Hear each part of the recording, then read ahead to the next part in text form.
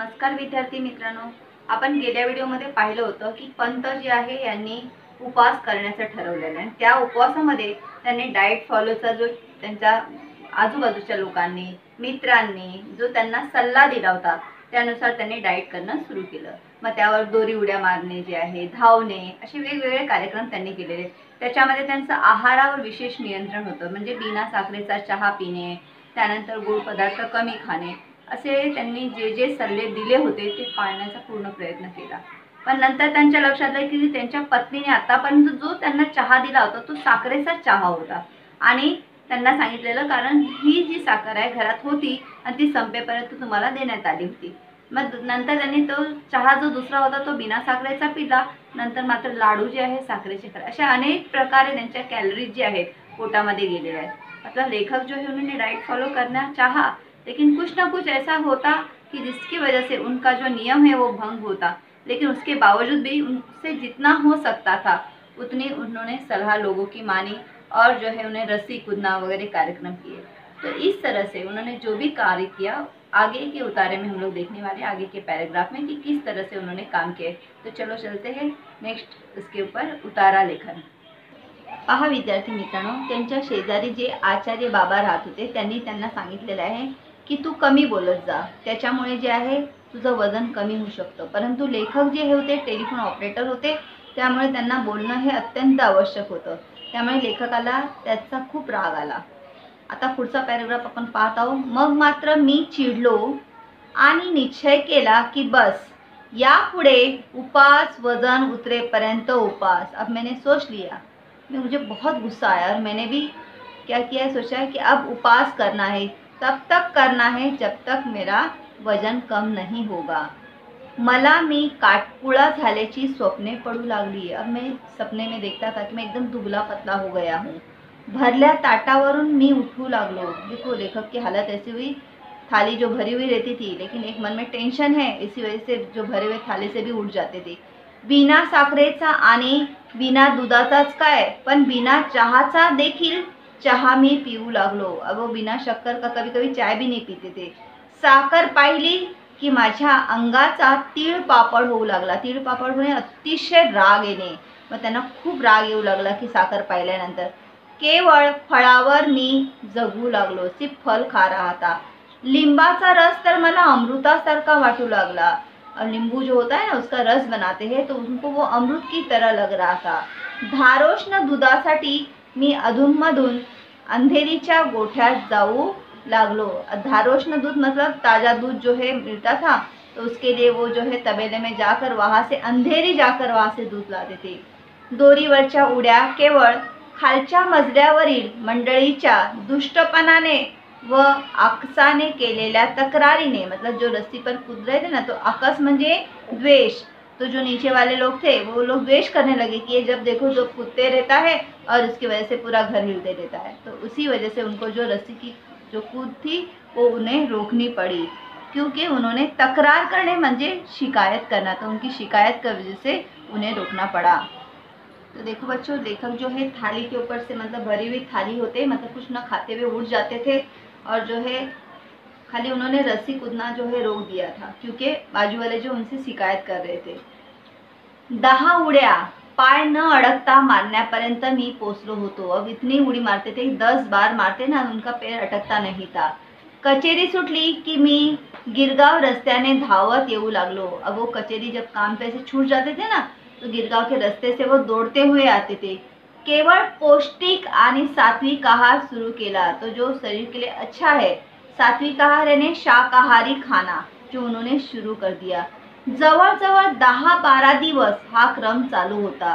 लगभग जो है 10-12 दिन जो है ये कार्यक्रम शुरू था. माझ्यातला फरक मलाच कळत होता और मुझ में फरक हो रहा है, मेरे समझ में खुद को आ रहा था. लहान मुले बी पेरलं की रोप किती वाढले हे रोप उपटून पाहताच त्याचप्रमाणे रोज संध्याकाळी काट्यावर वजन करावे असे वाटत होते. जैसे छोटे बच्चे होते हैं तो वो अगर किसी पेड़ को लगाते, बीज लगाते, तो उनको लगता है कि उसको देखे कि कितना बड़ा हो गया है. तो उसी तरह से मेरी हालत थी. मुझे लग रहा था कि मेरा वजन कितना कम हुआ है वो मैं कांटे पर जाकर देखूं. लेकिन पण मी ती इच्छा दाबून धरली, लेकिन मैंने उसको, मेरी जो इच्छा थी उसे रोक कर रखी। बरोबर 1 महीन्याने मी वजन करणार होतो। तो मैंने भी सोच लिया 1 महीने के बाद मैं अपना वजन करूँगा। 1 महिनाभर तुपाचा थेंब माझ्या पोटात जाणार नव्हता। 1 महीने तक जो है मैं जो है क्या करना, घी जो है पेट में डालने वाला नहीं था, केवळ दूध, खाली दूध था। दुर्दैवाने रोज गाईचे धारोष्ण दूध मिळण्याची सोय नव्हती। अब देखो मेरा दुर्दैव ऐसा था कि मुझे जो है दूध जो था, यानी गर्म जो दूध होता है, जो गाय का निकाला जाता है, वो ताज़ा दूध जो है मुझे नहीं मिलने वाला था। पण एकूण आहार व्रत जोरात चालू होते। जो मैंने आहार का जो व्रत लिया था वो जोरों शोरों से मेरा व्रत शुरू था। 15 वड्यात, मतलब 15 वड्या मतलब 15 दिन में फक्त 2 वेळाच साखर भात झाला। 2 बार ही मैंने शक्कर और चावल खाई। एकदा सोकोजी ने चोरून कोळंबी भात चारला। तो मेरे बाजू में एक सोकोजी थे, उन्होंने जो है मुझे कोळंबी भात, यानी जो कोळंबी होती है, यानी झींगा जो होता है ना, उसकी बिरयानी बनाई जाती है, वो उन्होंने मुझे खिलाई। व खालच्या मजल्यावरच्या भाऊजी पसरवाडांनी एकदा नागपुरी वडा भात पाठवला, और एक बार जो उन्होंने जो है नागपुरी वडा भात खाया। एवढे अपवाद वगळल्यास भाताला स्पर्श नाही केला। अब अगर उसको सोचा जाए तो मैंने भात को छुआ तक नहीं। त्यामुळे मुख्यतः चरबीयुक्त द्रव्ये शरीरात कमी गेली। तो मतलब देखा जाए तो मेरे में चरबी वाले पदार्थ मेरे शरीर में कम गए। माझा एकूण निश्चय पाहून चाळीतल्या मंडळींचे आदर दुनावल्याचे माझ्या सूक्ष्म नजरेतून सुटत नव्हते। और मेरा ये सब देखकर जो मेरे चाली में रहने वाले लोग भी मुझे जो है बड़े इज्जत से देखा करते थे। जी मंडळी माझी व माझ्या डाएटची आणि उपवासाची चेष्टा करत होती, जो लोग जो है मेरे डाएट की, मेरे उपवास की जो मजाक उड़ा रहे थे, त्यांनीच पंत फरक दिसतो हाँ अशी कबुली द्यायला सुरुवात केली। और वो भी कहने लगे कि फरक दिखाई दे रहा है, आप दुबले दिखाई दे रहे। जोनोबा रेग्यासारख्या अत्यंत कुचकट शेजाऱ्यालाही पंत भलतेच काय हो रोडावलेत असे मान्य करावे लागले।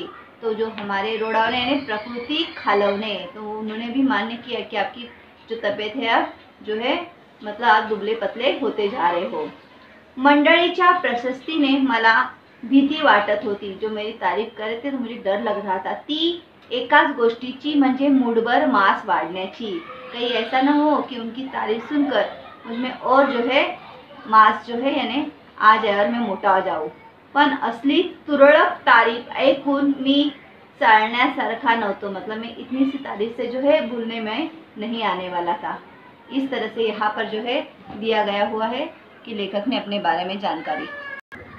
इतक्या असामान्य मनोनिग्रह आणि जीवानियंत्रणावर, मनोनिग्रह म्हणजे मनाची एकाग्रता जी आहे, आणि जीवानियंत्रण म्हणजे जिभेवर नियंत्रण। कमीत कमी 20 ते 25 पाउंडांनी तरी माझे वजन घटले पाहिजे अशी माझी खात्री झाली। अब मुझे लग रहा था 20-25 पाउंड जो है मेरा वजन कम होने वाला है। खात्री असणं म्हणजे विश्वास असणे। त्या खात्रीने मी आमच्या ऑफिस समोरच्या वजनाच्या यंत्रावर पाय ठेवला, और मैंने बड़ी विश्वास के साथ ऑफिस के वहाँ पर जो वजन काटा था ना, उस पर अपना कदम रखा। आनेली टाकून तिकीट काढले और अपना पैसा डाला और बाहर तिकीट आया। महिन्यापूर्वीच याच यंत्राने माझे वजन 181 पाउंड दाखवले होते। अब महीने से पहले ही उन्होंने मेरा वजन जो है उस वजन काढा से 181 पाउंड दिखाया था। आणि आनेली टाकून तिकीट काढले। महिन्यापूर्वी यंत्राने माझे वजन 181 पाउंड दाखवले होते। कितना वजन था? 181 पाउंड। एका महिन्याचा उपवास, निराहार, शास्त्रोक्त आहार, दोरीवरच्या उड्या इत्यादी उग्र साधना केल्यावर आज तिकीटावर वजन। देखो उन्होंने कहा इतनी मेहनत की, निराहार, कभी आहार नहीं लिया, जैसे शास्त्र में है वैसे आहार लिया, रस्सी कूदी, इतना साधना हुई, इतनी तपश्चर्या की गई, उसके बाद जब वजन निकला, मिनट भर माझा विश्वास बसेना। अब मेरा खुद का ही विश्वास नहीं हो रहा था। 192 पाउंड आनी भविष्य होते, और उस पर भविष्य लिखा था, आप बहुत समझदार और गंभीर है। और उसमें भविष्य में लिखा गया था, मतलब 192 पॉइंट जो है पाउंड जो है उनका वजन हो चुका था। और जो है उसमें लिखा आप बड़े समजदार भी है और गंभीर भी है। हल्ली मी वजन आणि भविष्य या दोन्ही गोष्टीची चिंता करायचे सोडून दिले आहे। लेखक बोला ये सब होने के बाद मैंने अपना भविष्य और जो वजन उन दोनों का छोड़ दिया है सोचने के बारे में। विशेषतः डाएटच्या आहारी तर या जन्मात जाणार नाही। अब मैंने सोच लिया डाइट बीट कुछ नहीं करूँगा, जब डाइट कर रहा तो भी मेरा वजन वही बढ़ रहा है, उससे अच्छा ना करूँ। छे वजनाचा मार्ग भलत्याच काट्यातून जातो। उन्होंने कहा नहीं, बिल्कुल नहीं, क्योंकि वजन का रास्ता जो है दूसरे ही रास्ते से निकलता है। पहा विद्यार्थी मित्रांनो, या ठिकाणी जे शब्दार्थ दिलेले आहेत, पहिला शब्द आहे कारुण्यपूर्वक म्हणजे दया दाखवून आलेले, दुसरा आहे धारोष्ण म्हणजे दुधाची गरम धार, आकस म्हणजे द्वेष, सात्विक आहार म्हणजे शाकाहारी जेवण, रोडावणे म्हणजे प्रकृती खालवणे, तुरळक म्हणजे शुल्लक आणि चळणे म्हणजे बाजूला होणे, मनोनिग्रह म्हणजे मनाची एकाग्रता। म्हणजे अशा पद्धतीने हे तुम्हाला शब्द दिलेले आहेत, तुम्हाला हे वहीमध्ये लिहून घ्यायचे। आणि विद्यार्थी मित्रांनो, तुमच्या लक्षात येईल की या ठिकाणी की जे काही प्रश्न विचारले जातात त्या प्रश्नांमध्ये तुम्हाला जे आहे दिलेले प्रश्न कशा पद्धतीने विचारले जातात हे प्रश्न पहा। कृती नंबर 1 मध्ये पहा, तुम्हाला सर्वात आवडलेला विनोद कोणता। विनोद म्हणजे जोक्स जो है आपको इस पार्ट में कौन सी चीज़ जो आपको अच्छी लगी, तो आपको जो भी अच्छी चीज़ लग रही वहाँ पर जो है तो का आवडला, वो क्यों अच्छा लगा ते स्पष्ट करा। अभी आपको अलग अलग प्रसंग दिए, रस्सी कूदने वाला प्रसंग था, बाद में लड्डू खाते हैं वो और बिना शक्कर की उनकी पत्नी जो हमेशा उनको शक्कर डाल के देती है, एक दिन जो है बिना शक्कर की चाय देती है और उसके बाद जो है लड्डू देती है। इस तरह से तो जो आपको अच्छा लग रहा है वो प्रसंग आपको लिखना है। अब मुझे जो अच्छा लगा वो प्रसंग के बारे में बताना चाहूँगी। आपको जो अच्छा लगता है, ज़रूरी नहीं कि यही लिखे, आपको जो भी प्रसंग अच्छा लग रहा है उसके बारे में आप जानकारी दे सकते हैं। तो मैं बता रही हूँ, आप लोग ध्यान से सुनो। जेव्हा पंताने वजन घटवण्याचा निर्णय घेतला, जब पंत ने सोचा कि मैं वजन कम करूँगा, तो वो जो उनकी कृति थी वो मुझे बहुत अच्छी लगी। उसी में जो है विनोद छुपा हुआ है। त्यात त्यांनी सडपातळ होण्याची स्वप्ने पडू लागली, तो उनको जो है दुबला पतला होने के जो सपने आने लगे। और उसी तरह से उन्होंने क्या हुआ है, जेवणाचे ताट पुढे असताना ते न खाता उठू लागले। साखर पाहिली की त्यांना अतोनात राग येऊ लागला। शक्कर देखने पर उनको बहुत गुस्सा आता था। लिंबाचा रस हा त्यांना अमृतासारखा वाटू लागला। नीम का रस जो उनको अमृत की तरह लग रहा था। धारेष्ण दुधासाठी ते अंधेरीच्या गोठ्यात जाऊ लागले, मतलब दूध लाने के लिए वो तबेले में अंधेरी में जाने लगे। सर्वात कहर म्हणजे बिना साखरेचा आणि बिना दुधाचाच नव्हे तर बिना चहाचा ते चहा पिऊ लागले। तो इस तरह से ये जो प्रसंग है वो मुझे अच्छे लगे, इसमें से विनोद। तो आपको जो चीज़ें अच्छी लगी है कोई एक प्रसंग लेना है और इस प्रसंग का आपको वर्णन करना है। पहा विद्यार्थी मित्रांनो, कृती नंबर 2 पाहत आहोत, आकृती पूर्ण करा। त्यामध्ये पहिला प्रश्न है पंतांच्या उग्र साधनेचे घटक। इसमें हमें 4 कौन से घटक है वो लिखना है जो उनके उग्र साधना के लिए। तर पहिल्यामध्ये लिहिणार आहे महिन्याचा उपास, पहिल्यामध्ये काय येणार आहे महिन्याचा उपास। दुसरा आहे निराहार असा दुसरा शब्द येईल निराहार। तिसरा येणार आहे शास्त्रोक्त आहार। आपण हा बा शेवटचा पॅराग्राफ पाहिले ना, त्याच्यामध्ये त्यांनी दिलेले पंतांनी काय काय केलेले आहे। आणि चौथा आहे दोरीवरच्या उड्या। पहिल्यामध्ये येणार आहे महिन्याचा उपास, दुसऱ्यामध्ये येणार आहे निराहार, तिसऱ्यामध्ये येणार आहे शास्त्रोक्त आहार आणि चौथ्यामध्ये येणार आहे दोरीवरच्या उड्या। म्हणजे अशा पद्धतीने हे तुम्हाला जे आहे या ठिकाणी 4 शब्द करायचे। दुसरा बघा, शेवटी पंतांनी या 2 गोष्टीची चिंता करने सोडले। आखिर में पंत जो है उन्होंने 2 चीज़ों की चिंता करना छोड़ दिया। जब उन्होंने अपना वजन किया था तो आखिरी में उन्होंने सोच लिया कि अभी ये नहीं करूँगा। एक तो पहला वजन और दूसरे में लिखोगे भविष्य। अशा पद्धतीने या दोन्हींची उत्तरे तुम्हाला या चौकटीत द्यायची आहेत। त्यानंतर तुम्ही पहा, तुम्हाला दूसरा प्रश्न दिलेला है, चौकट पूर्ण करा, मतलब हमें जो चौकोन दिया गया है उसे पूरा करना है। पहिला प्रश्न आहे, हा पदार्थ पाहून पंतांच्या अंगाचा तीळ पापड़ हुई। तीळ पापड़ होने म्हणजे अतिशय राग येणे। तो कौन सा पदार्थ देखने पर उनको बहुत गुस्सा आता था? साखर। कोणता पदार्थ? साखर। पंतांना अमृतासारखा वाटणारा रस। दूसरा प्रश्न है, उनको अमृत की तरह क्या लगता था? लिंबाचा रस। कौन सा रस लगता था उनको? नींबू वाला रस जो था वो। तीसरा है, धारोष्ण दुधासाठी पंथ येथे जात। मतलब दूध लेने के लिए वो कहाँ जाते थे? तो वहाँ आएगा अंधेरीच्या गोठ्यात। कुठे जात असत? अंधेरीच्या गोठ्यात। पंत या रास्त्याने धावत, मतलब इस रास्ते से दौड़ने का काम करते थे। तो कौन से रास्ते से? गिरगावच्या। कौन से रास्ते से? गिरगावच्या। पंतांचा कुचकट शेजारी, मतलब जो पंतों को हमेशा ताना मारकर बोलते थे वो कौन थे? उनके बाजू में रहने वाले जनोबा रेगे। इनका यहाँ नाम लिखना है। और लास्ट प्रश्न है, पंतांचे वाढलेले वजन। उनका कितना आखिरी में वजन था? 192 पाऊंड। कितना वजन आहे? 192 पाऊंड। अशा पद्धतीने ही प्रश्नांची उत्तर तुम्हाला आपल्या वहीमध्ये लिहायची आहेत। पहा विद्यार्थी मित्रांनो, आपण उपवास हा पाठ पाहिला।